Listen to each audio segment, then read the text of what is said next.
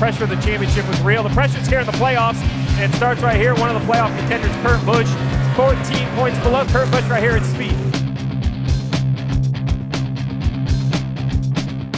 Here at Charlotte Motor Speedway at the Roval with Kurt Busch. Kurt, man, that back chicane, it's a lot different.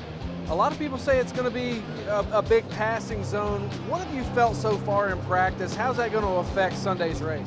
It's slower, it's tighter, first gear corner now.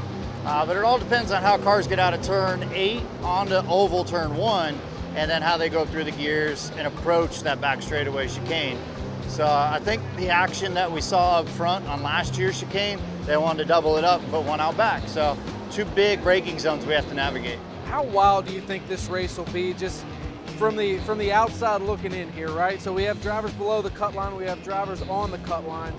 You know, nobody's really safe in this race. How does that amplify the playoff setting at the Roval? Oh, it's awesome. I think they wanted this to be a cutoff race, and they wanted as much commotion and inconsistent feel from the drivers and the teams.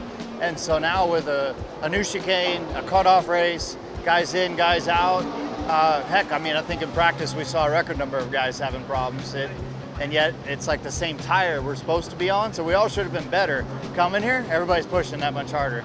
So with these races, they're not really over until they're over. Kyle Larson, your teammate last year, he passed Jeffrey Earnhardt almost right at the line after he took down NASCAR turn 4 and then coming out of the chicane. So with this race, if something happens in the middle of this thing, there really is no quit in a race team, right? Yeah, you gotta have no tire rubs and stay on the lead lap, and that way you get the most points. That's what's bit us so far in this playoff run. So hopefully during the Roval we can do better. So about 14 points outside of that cut line looking in. What's the strategy for stage points? Obviously, I think everybody, you know, in your situation is going to be trying to get those. So how do you outsmart the competition and maybe gain a little bit of a leg up?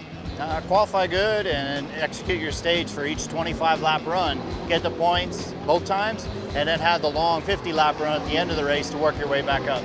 All right, Kurt Busch, making it sound pretty easy. We'll have to wait and see. That is Sunday at 2:30 p.m. Eastern Time on NBC. We're racing at the Roval.